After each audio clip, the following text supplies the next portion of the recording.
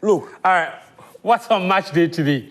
For a while now, yeah, my brother here has been saying that Amorim doesn't change. He's stubborn.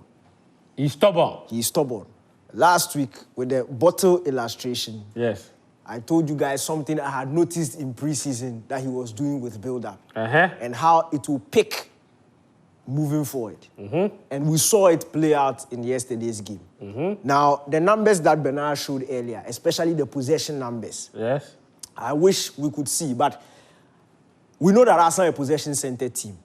So it is either by design or they've been forced to.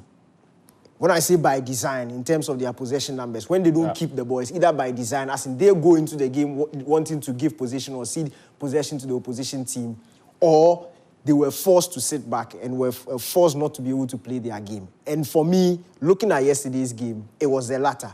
They just were outnumbered in the various spheres of the game. And that just shows you how tactically I believe that Amorim won the battle. But on the field, the connection just didn't happen in terms of the finishing. But in terms of the tactics, it worked out. Now, Arsenal wanted to lure Man United into the central areas. Because when you look at this United team, the midfield is the weakness. Why? Because Bruno Fernandes is not in his natural position. He tends to be a bit wayward with possession when he's in the center. Casemiro is not too good on the ball. So Arsenal's pressing in the beginning wanted to do exactly that with Man United. And they were pressing this way. So like a 4-2-2-2. 4-2-2-2. That's how Arsenal were going.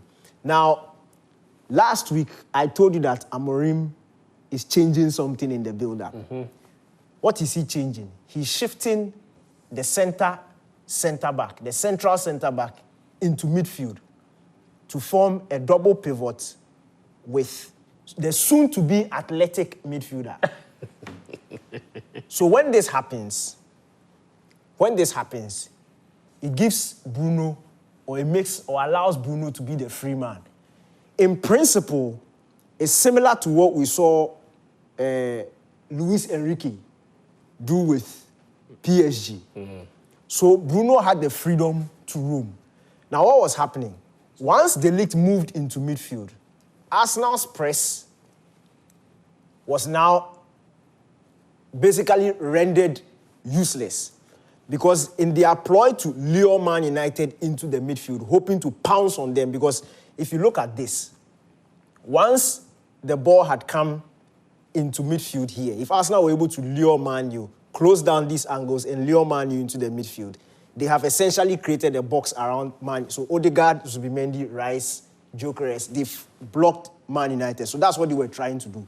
But in sending the league into this area and pushing Bruno back, as I explained last week with the bottles, now what Man United had essentially done was now bring it in there. And because of the free man, they were beginning to form triangles around the Arsenal players depending on the movement of Bruno. So if Bruno comes up here, this is formed.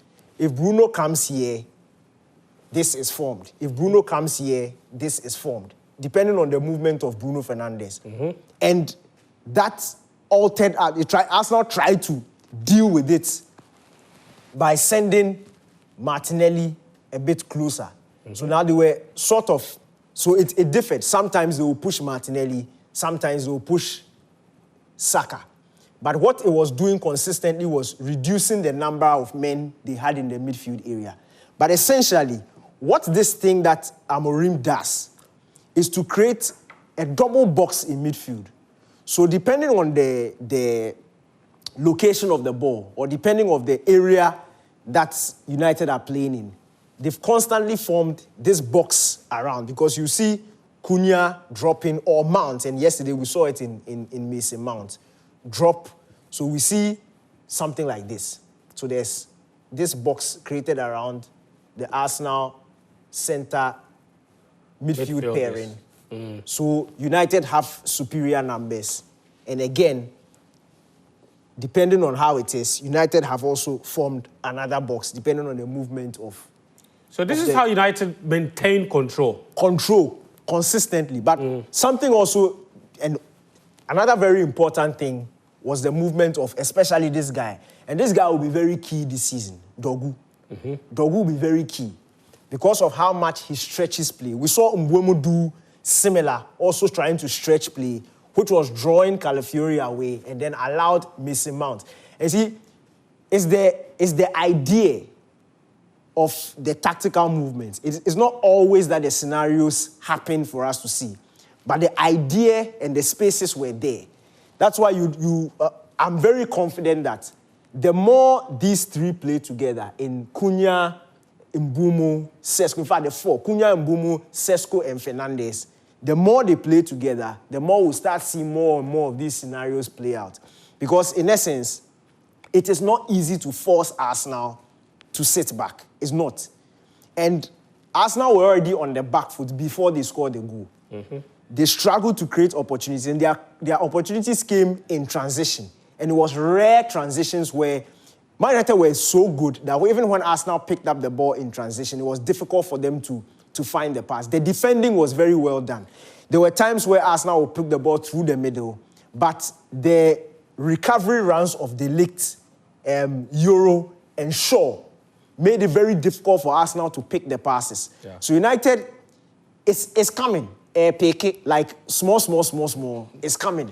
But it's about the group playing together more and more. Yeah. And I think we'll start seeing a bit more of this tactical genius reap results in terms of chances, in terms of goals in the subsequent games. So this is just a start. The bottle illustration last week played out. So Amorim can change things. Maybe last season he was stubborn because he didn't have the personnel to be a bit more flexible. But there were even times in this game where we saw United morph into a back four, depending on where the ball shifted. There were times where you see Shaw practically become like a left back. Casemiro will come back a bit. It will be a back four, Euro, and then Dalot will bump forward. Yeah. And there were times where when Dogu bumps forward, yes, that's when we'll see this. There were times where when it becomes like this, then you see something more like this. And then Dalot also bumping forward. So within the game, we see a bit like plenty variations of what Amorim can do.